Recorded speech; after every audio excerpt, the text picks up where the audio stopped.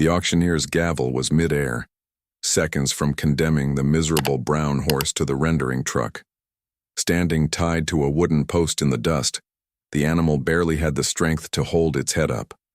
From its neck down to its chest and face, thousands of bloated dark ticks clung to its hide like an agonizing coat of armor, draining the last bits of life from the creature. Everyone at the county livestock auction turned their heads in disgust. Old farmers shook their heads, whispering that the poor beast wouldn't even survive the trailer ride home. That's when 17-year-old Billy stood up in his worn work boots, reached into his overalls, and pulled out every single dollar he had saved from 3 hot summers of hauling hay. $300, Billy called out, his voice cracking slightly but firm enough to echo across the dirt ring. The crowd broke into low chuckles. His own uncle grabbed his shoulder, muttering, "Son, you're throwing your life savings down a hole for a walking corpse. That thing is half dead, parasite-ridden trash." But Billy didn't take his eyes off the horse's dark, gentle eyes. Beneath the swarming parasites and the ribs showing through the dull coat, Billy saw something no one else in that dusty arena could see, a secret hidden right in plain sight. Billy walked up to the tied animal, ignoring the laughter spreading through the crowd like dry brush catching fire. The auctioneer banged his wooden gavel down with a sharp crack, eager to clear the ring and move on to livestock that actually had a future. "Sold to the young man in the front row for $300, the auctioneer hollered, shaking his head with a smirk. "Good luck getting him into your trailer, son. You're gonna need it." Billy's Uncle Jim slammed the door of his old Ford pickup, his face flushed red under his sweat-stained John Deere cap. "Billy, what in the world are you thinking?" Jim spat, wiping his brow. "Your granddaddy worked himself to the bone to teach you the value of a hard-earned dollar. You just handed over $300, every dime you made sweltering in the haylofts all summer, for a horse that won't make it to sundown. Look at him. He's literally being eaten alive." Billy didn't argue. He knew how it looked. In their small township, where folks measured a day's work by the soreness in their backs and the sweat on their brows, wasting hard-earned money was the ultimate sin. But as Billy stepped closer, stepping past the rust-pitted fence rails, he noticed something the rest of the crowd had missed while turning their noses up in disgust.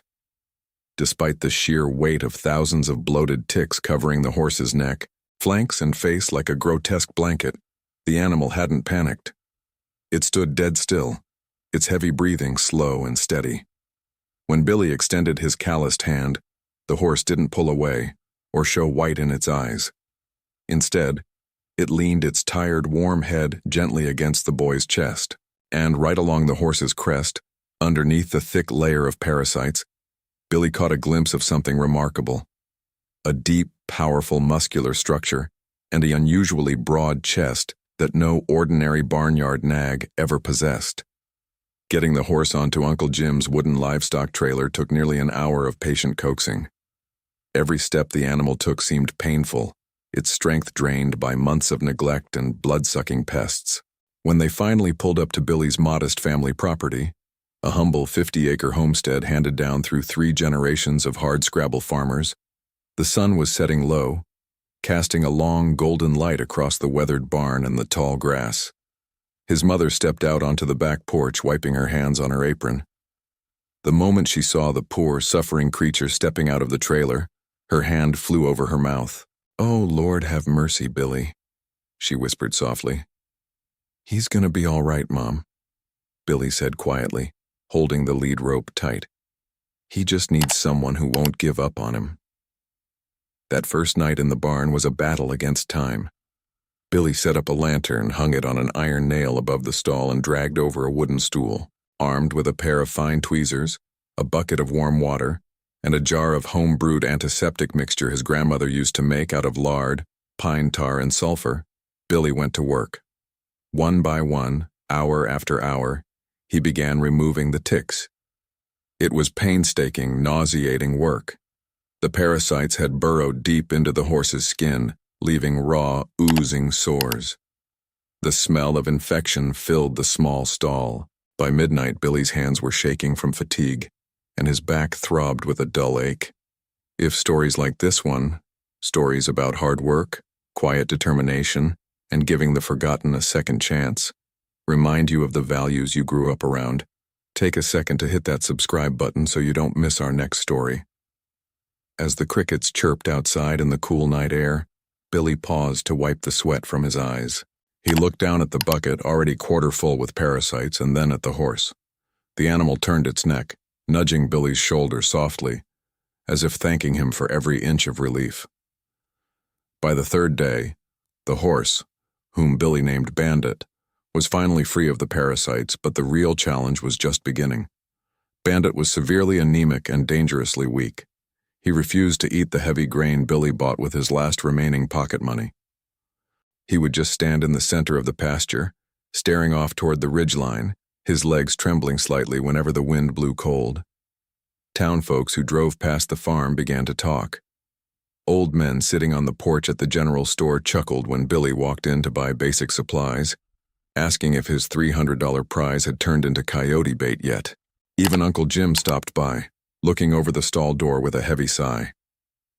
"Billy, the vet bill to properly treat anemic damage like that is going to cost more than this whole farm makes in a month," Jim said quietly, placing a heavy hand on his nephew's shoulder. "Sometimes hard isn't enough, kid. You got to know when to cut your losses."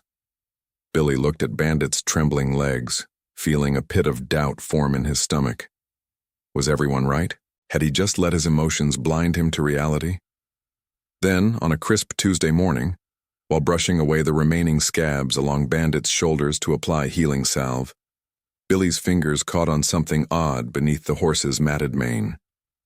There, buried under years of dirt, old scars, and thick regrowing hair, was a faint raised mark on the left side of the horse's neck.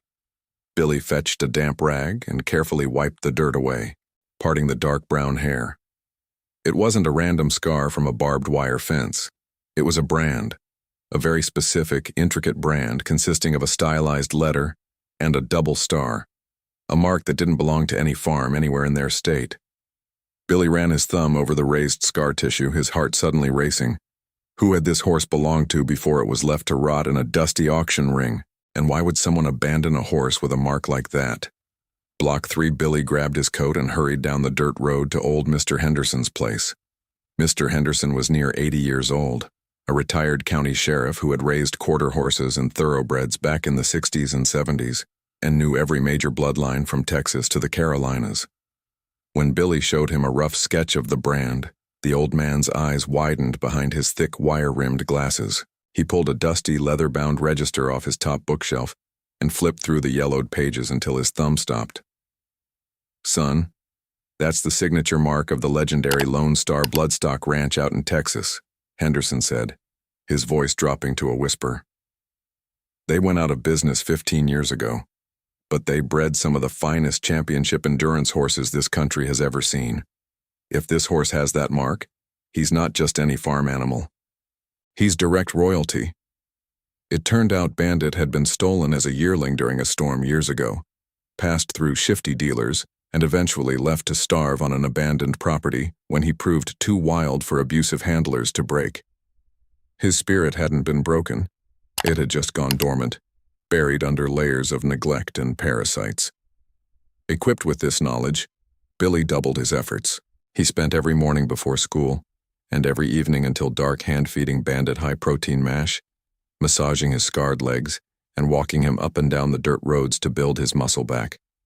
Week by week, a miracle took place right in front of the town's eyes. The dull, patchy brown hide shed away, replaced by a rich, shining mahogany coat that caught the sunlight like polished copper. His hollow ribs filled out with lean, muscular power. The horse that once couldn't hold its head up now stood proud and tall, moving across the pasture with a swift, fluid grace that stopped passing cars in their tracks. Before we reveal what happened when Billy finally showed Bandit to the town, if you're the kind of person who still believes that patience, kindness, and a good day's work can turn any life around, take a moment to subscribe and join our community. It really helps us share more stories like this.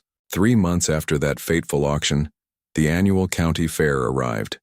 It was the biggest event of the year, where folks gathered from 3 counties over to show their livestock, share meals, and talk about old times.